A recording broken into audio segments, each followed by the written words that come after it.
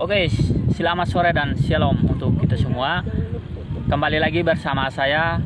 Saat ini saya akan mewawancarai salah satu teman saya yang berasal dari NTT ya Mas. NTT Kabupaten Sumba Barat Daya. Sumba Barat Daya. Ya.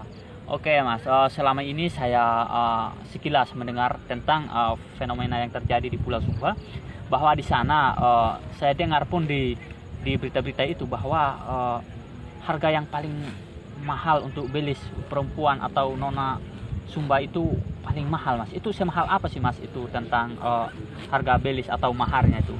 Mungkin Jadi ada tanggapan dari Mas. Jadi saya jelaskan ya terkait dengan mahalnya harga belis. Sebenarnya kalau untuk standar tidak ada standar. Kenapa saya mengatakan demikian? Karena menentukan harga belisnya itu tergantung dari orang tua perempuannya. Kenapa saya mengatakan? Bukan hanya dilihat dari orang tuanya saja, tetapi orang tua juga menentukan harga belisnya itu melihat anaknya ini.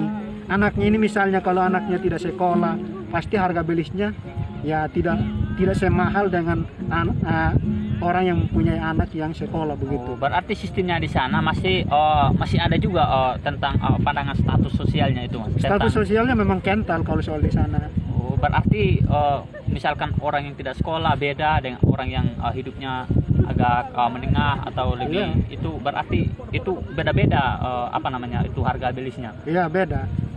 Jadi begini Mas, menurut informasi dan ini cerita dari orang tua begitu, dari orang tua bahwa di Sumba itu khususnya di Kodi saya mendengar cerita tentang adat belis ini atau adat kawin mawin, bahwa sebenarnya semua orang itu sama harga belisnya, tidak ada yang lebih tinggi harga belisnya atau tidak ada yang lebih mahal.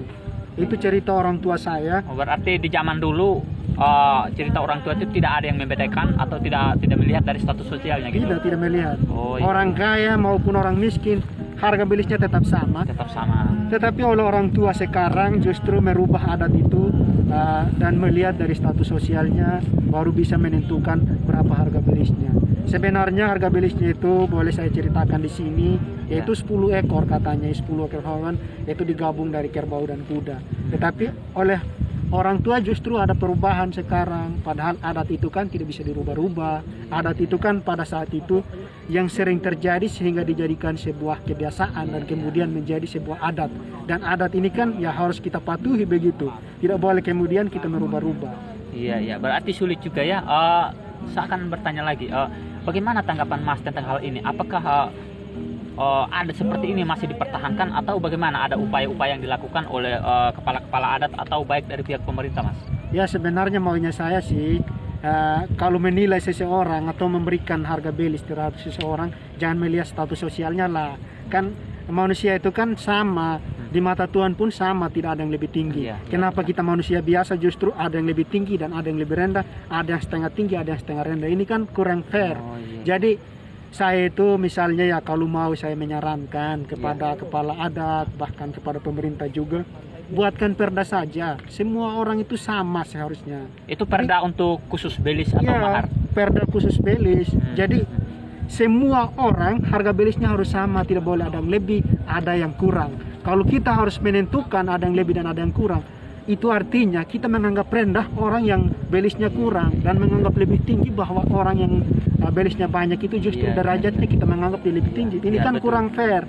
Yang lebih fair ya buat perda supaya semuanya sama. Ya, sesuaikan saja ya Mas ya, Undang-Undang 45 sebagaimana di nilai-nilai Pancasila, nilai-nilai Pancasila yang terdiri dari 5, dan ini dari 5 kesila ini kan keadilan bagi seluruh rakyat Indonesia. Berarti saran masa diikuti saja begitu ya. Kan begini Mas. Mengapa saya mengatakan demikian? Jangankan di Undang-Undang Dasar 1945. Ini di mata Tuhan pun semua manusia itu sama, tidak ada yang berbeda tempatnya.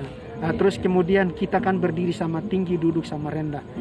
Di Undang-Undang Dasar juga demikian, bahwa semua orang di hadapan hukum itu sama. Artinya kalau di dalam hukum adat masih ada yang lebih tinggi derajatnya, ini kurang fair.